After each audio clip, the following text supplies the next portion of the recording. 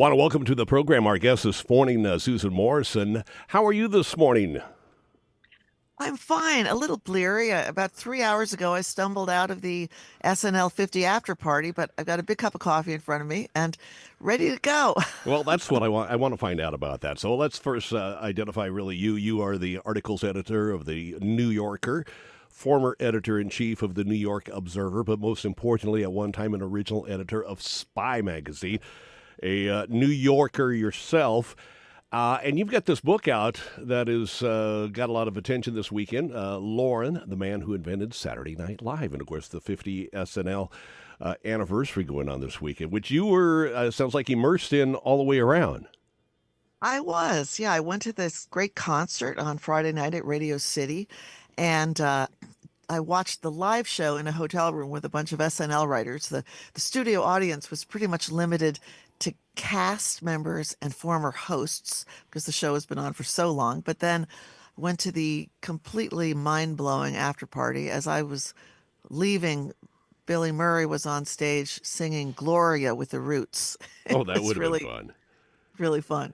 So when you get together with all these people, when did you? Let me back up. When did you first become a part of Saturday Night Live as a fan or whatever? Were you watching as a teenager, as a Well, young I child? was Yeah, I was a perfect demographic. I was 15 when the show started, and in fact, at the end of the first season, I went to the show. I was in the audience for one of the Wow. great Elliot Gould shows. I saw the famous Star Trek sketch where Belushi plays Captain Kirk, and Elliot Gould comes on and cancels the show on the air. But yeah, so I was an original fan, and then some years later, I worked for Lorne actually for about 3 or 4 months during his one spectacular public failure, which was a primetime show he did on NBC called The New Show.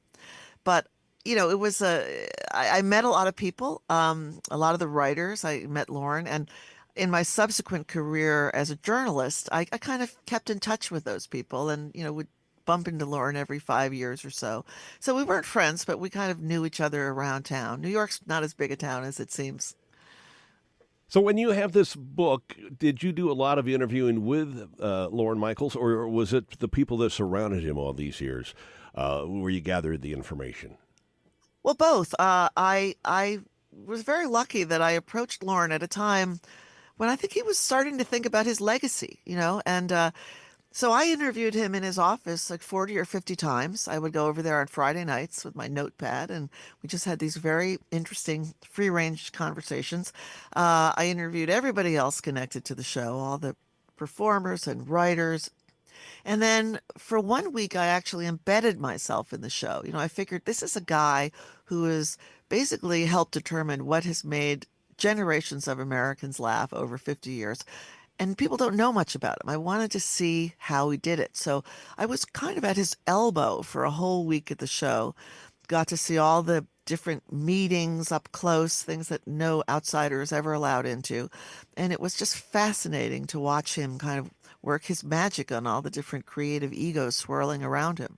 Where do we find this book, Lauren, the man who invented Saturday Night Live? Where is it published at? Well, it's a Random House book, but you could get it at any bookstore. It's online. There's an Audible version of it. I think it's pretty easy to find. Have you got a feedback from Lauren on the book itself? What he thinks of it? Lorne, in this 50th anniversary year, basically his take is he feels like he's lost control of his life, he says, with the kind of cheerful resignation. There was the Jason Reitman movie that came out in the fall, and then I gave him a copy of the book quite recently, so I don't know that he's had a chance to look at it yet. He's been so busy with the 50th, but a lot of people in his orbit, his close confederates, are really liking it, and that pleases me. I'm sure he'll get to it now that he has a little bit of time. So as we watched the show last night, the 3 hour and 15-minute show, a favorite portion of it that you liked yourself?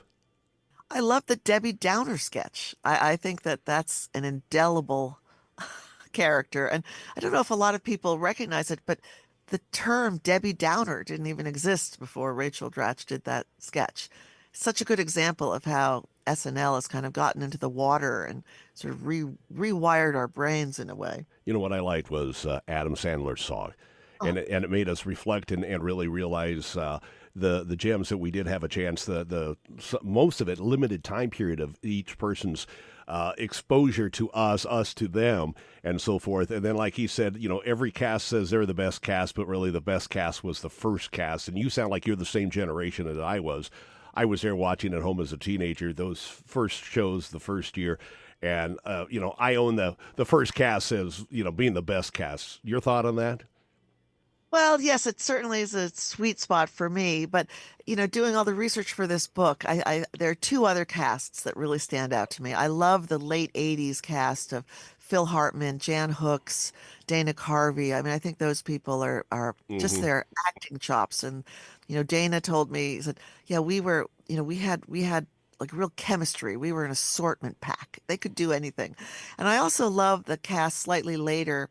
It's a very cool kind of hip cast with Kristen Wiig and Bill Hader and Fred Armisen. I thought those people had a kind of a sheen of grooviness that sometimes, you don't always have at the show. Is this going to be around? Are we going to do this again in 10 years on the 60th anniversary of SNL?